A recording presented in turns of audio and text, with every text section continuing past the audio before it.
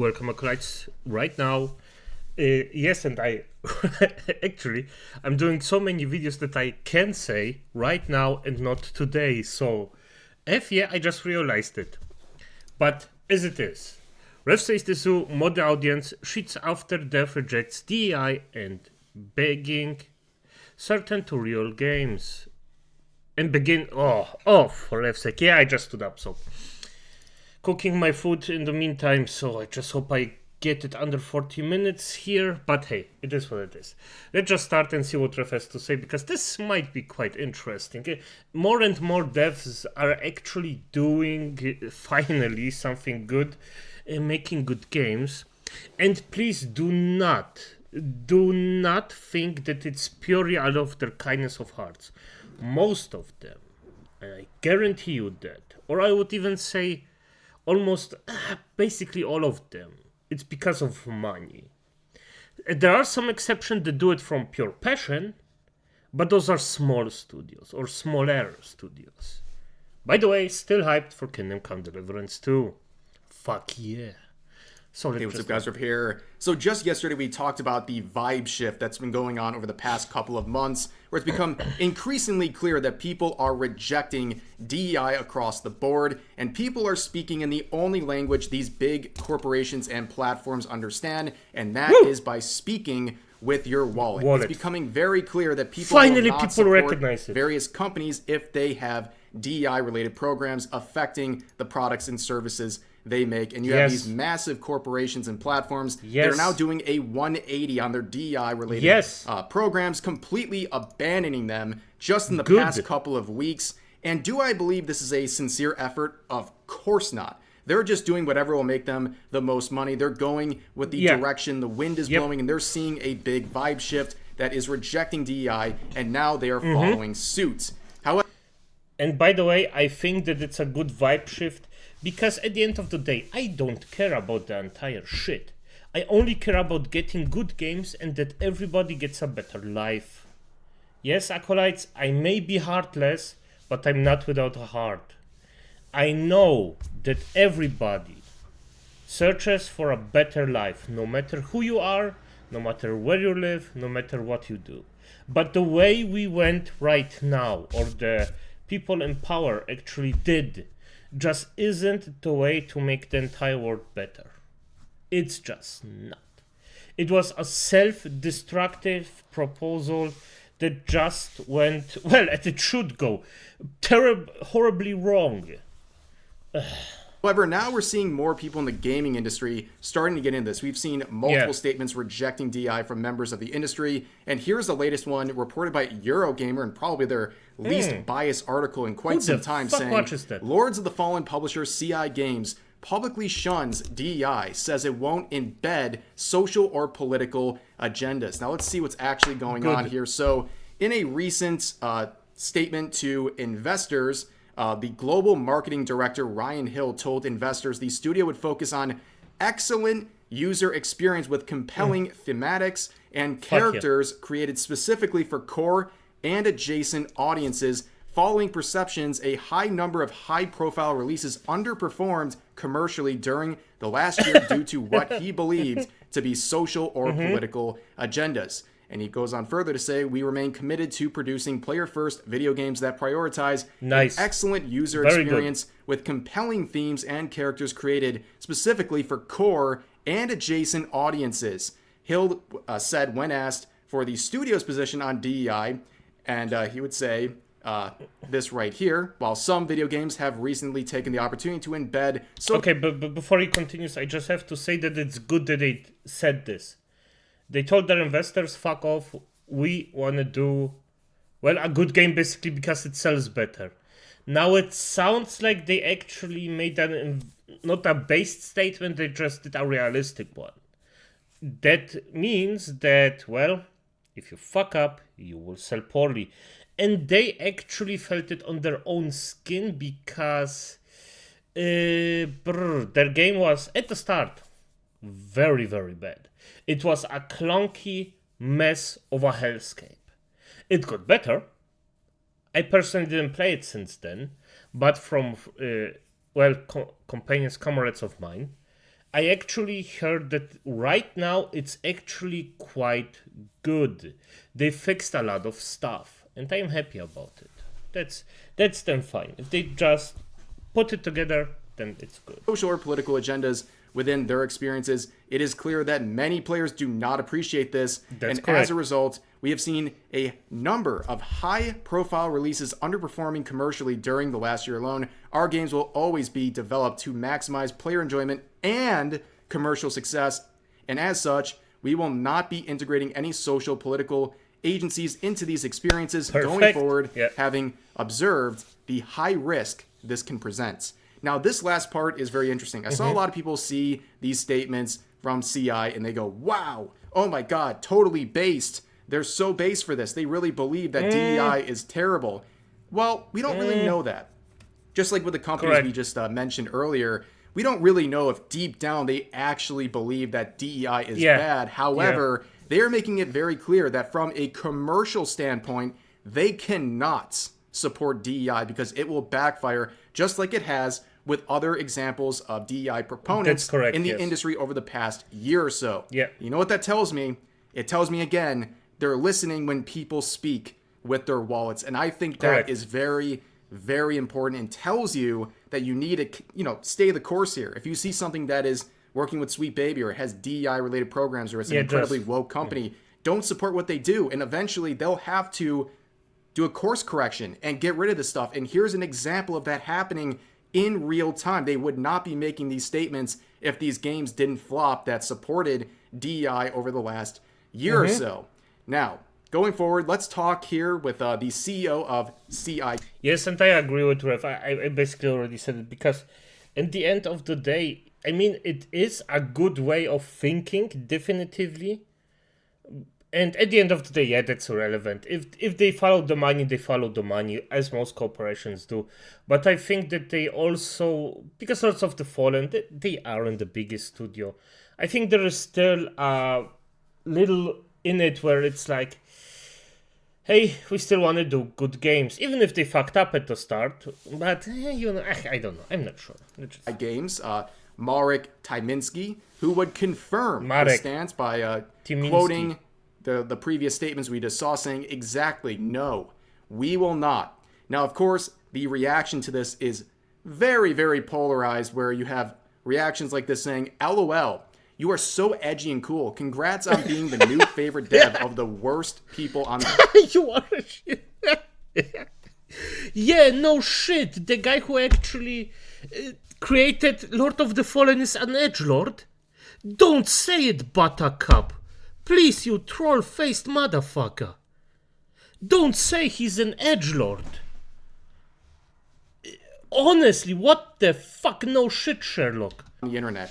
It's amazing how woke people aren't able to convert anyone who's anti-woke, especially when they call them the worst people on the internet, for simply saying DEI is a cancer in the industry, which it clearly is based on results. Yeah. And the next one says, this is so based.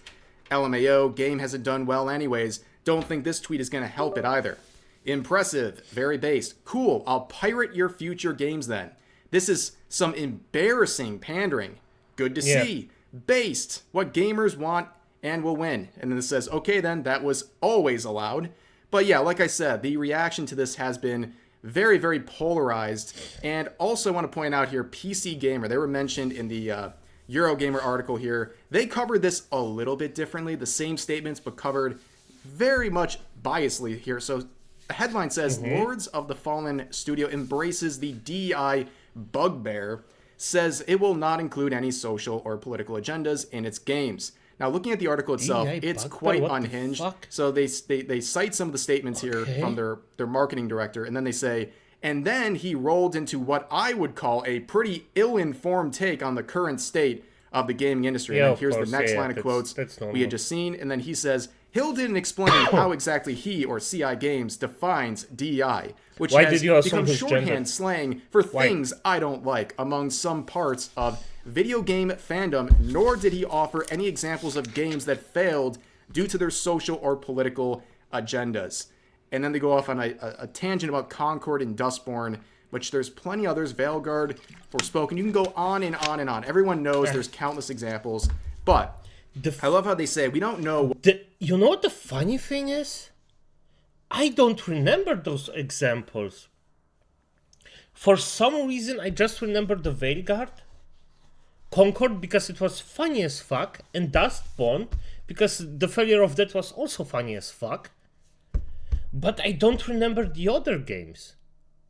And that's, for me personally, a really, really good thing because, well, fuck them.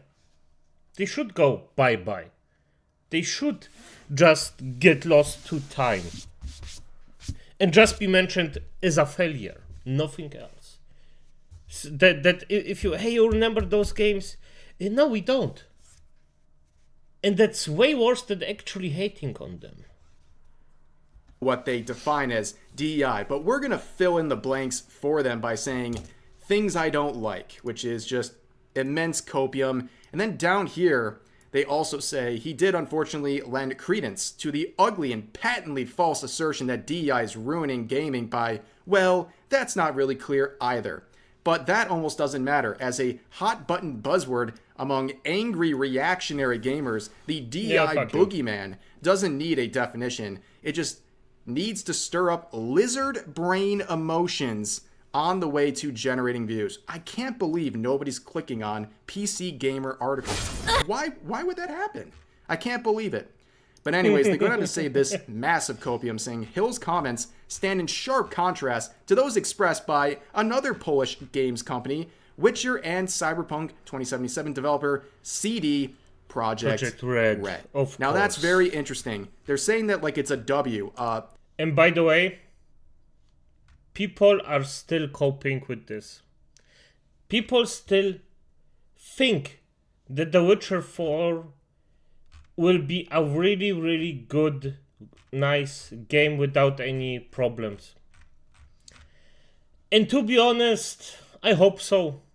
But the red flags are red flagging all the time. I just... well... CD Projekt Red has had their reputation dragged through the mud because of their obsession. By the way, we will see if the game is good if it comes out. With DEI. We all know they are the kings of, or I should say, the they-thems of diversity and inclusion. Okay, they have more stuff about DEI on their website than they do about their games. That's... Oh, and by the way, if you... Adam Kiciniski, CEO. Yes, this is a fucking tonebreaker even for a Polish guy like me. That's how bad things are. But I want to go on a little tangent because it's funny they mention CD Projekt Red because their CEO has made a very interesting statement just a few days ago where he was talking about how Witcher 3 turns 10 this May and around 100 of the developers are still working with them to this day. So they went from 200 to 100 currently in that 10-year span.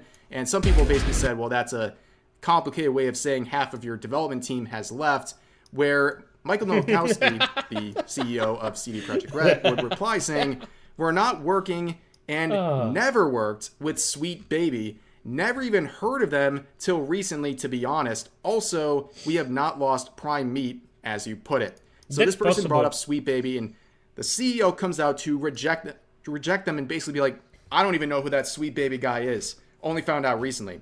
Which is interesting because a lot of people have reaction to that. Some people are saying, well, maybe they're kind of telling the truth because CD Projekt Red is so woke, maybe they don't even need consultation from Sweet Baby. But the other reaction is, well, they're trying too hard, basically. They're trying to say that, oh, we have no connection to Sweet Baby. It almost makes them look guilty because if you haven't heard of Sweet Baby at this point, you're either lying or you have no pulse on the community. Good. That's what I just wanted to say. And I think that Michał Nowakowski, this doesn't say that they don't know who it is, that it's not here. That basically, he's not in the gaming community. He hates everyone just as a standard. Every single player or every single fan of CD Projekt Red is just a sack of money for him. As companies do. He just makes the mistake of actually saying it. And doing shit like that, where you see that he's not in the gaming community. If you've been paying attention to anything going on with gamers over the last year, you would know Sweet Baby was a big topic. Whether you support them, hate them, or indifferent to them, it's still a very relevant topic. And if you are a CEO of a gaming company, how could you have not heard of Sweet Baby until very recently? That's a very strange thing to say. But let's return to PC Gamer, okay? As pointed out by many different people, PC Gamer has been having a very rough go of things, especially given some recent political and social events that didn't go in the favor of the activists. I just want to point this out. That's, by the way, $1,000, euros, bucks. I don't know what to call. But this is a lot of cash for the golden one. If I remember correctly, it's $1,000 per month. So they are paying Twitter a lot of money. And I just, because I actually watched into my Twitter, how could I technically spread the entire thing with a blue mark or a golden mark, or the fuck would I know? And this shit is expensive. If you have this money, working at this publication. So you can see Hypnotic here putting out a very hilarious and hypocritical article made recently by PC Gamer, where they call people supporting Twitter by buying Twitter Blue, supporting and giving revenue to dullwits. Basically, these people who are buying Twitter Premium are dullwits, forking over $8 to Elon Musk. So they're mocking people for paying $8 a month to Elon Musk. But as pointed out by Hypnotic, they have a golden check mark, which is $1,000 a month. They're mocking you and calling you a dimwit for paying $8 for Twitter Premium. But they're paying $1,000. And not only are they paying $1,000 to the guy they hate so much, they're also desperately promoting their articles. That's all they do all day. That's their money. They post article after article after article. They hate this place so much. They hate Elon Musk so much. But they pay him $1,000 a month, and they can't leave because it's the only place they can get traction. And it's not even good traction. They have 3.3 million followers. And look at some of their recent tweets. 29 likes in 2 hours. 35 likes in 3 hours. 30 likes in 4 hours. As you can see, no one cares about PC Gamer, but yet they're going to call you dimwits. They're going to mock you. They're going to feed you false information about gaming news. Yes, of course. And they expect you to somehow still support them. It's ridiculous. But they also have a major case of Trump derangement syndrome. That's very clear at this point, where they say NVIDIA CEO Jensen Huang joins the rush to kiss Trump's ring. With the quote, "I'd be delighted to go see him and congratulate him." Wow, kissing the ring.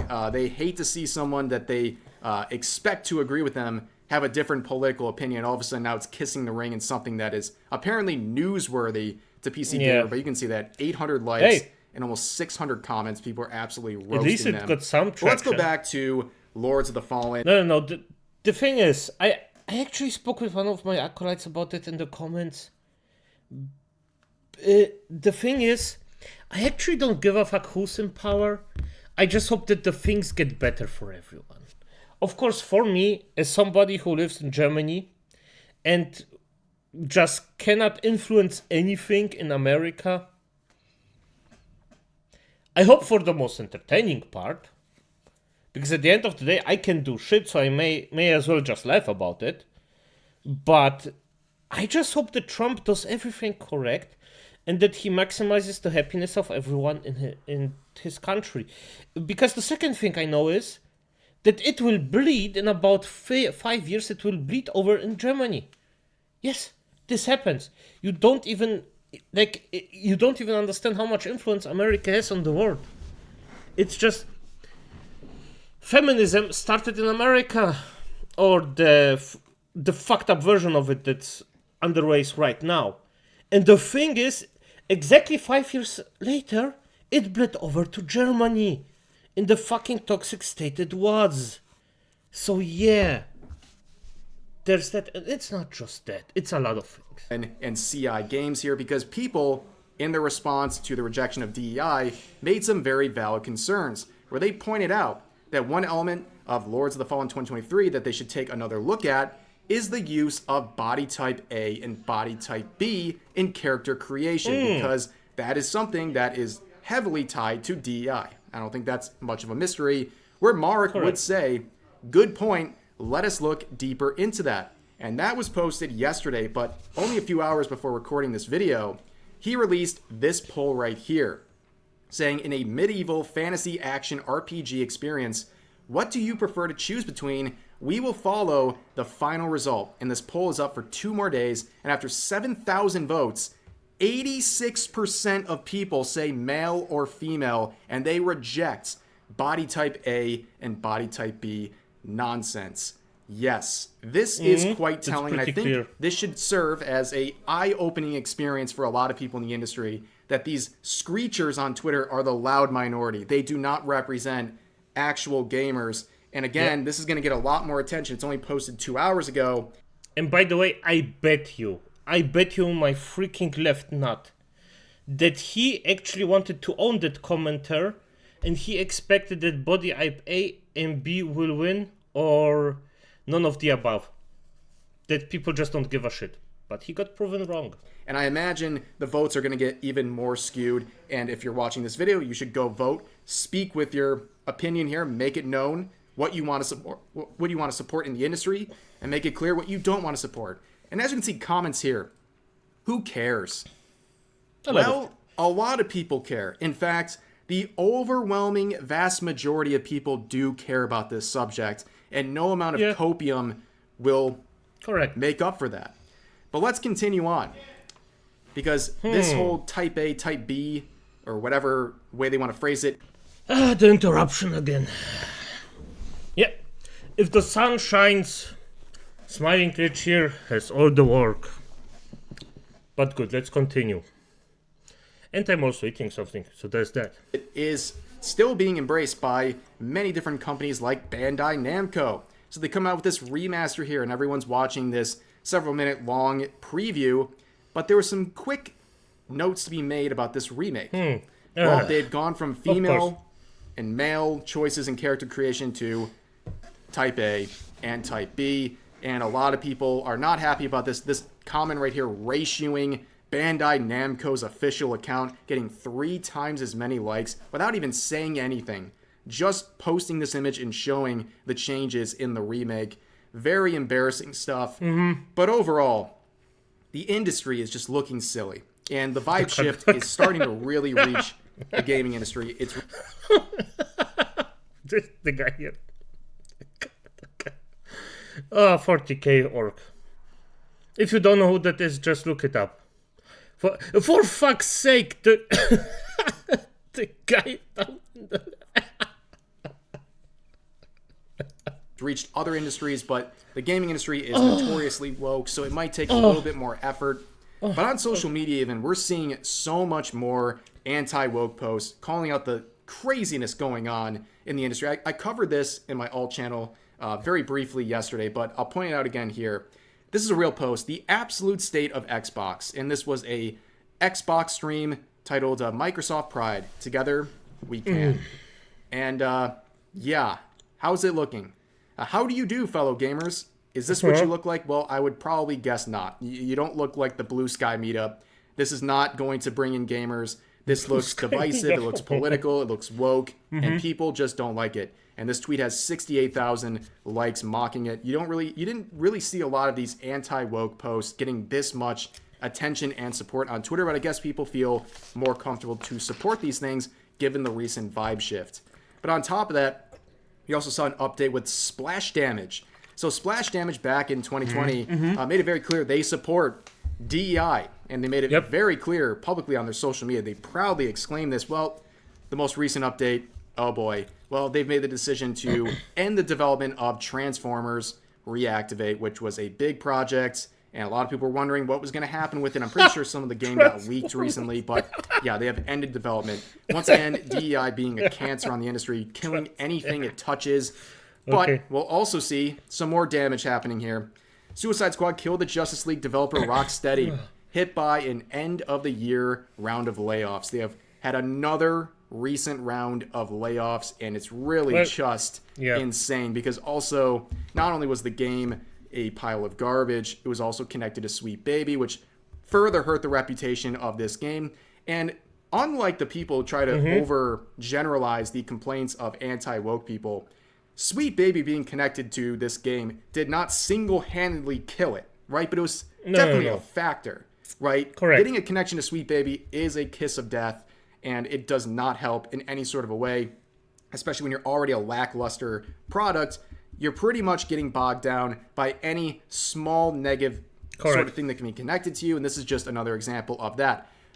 And by the way, I just hope that the people who worked on it, or at least the workers that actually didn't give a fuck and just did their shit, don't get tainted of it, but the word is unfair. So, I mean, they worked on... The thing is, specifically with Suicide Squad Kill the Justice League, it wasn't clear from the start, at least for the workers probably, because for them it's just work, that it's gonna be a woke pile of shit. I think. I hope that most of them just get relatively scot-free out of it. And find a job. But hey, we will see. If not, so be it. But again, all these games connected to Sweet Baby failing mightily. Well, what's going on? Well, according to rumors, they have about 30 games they're working on, and they've lost no contacts as a result of everything that's happened the last year. The probably, we could say, hundreds of millions, if not over $1 billion on the games they've worked on that have lost out on that revenue. They've lost nothing, no contacts.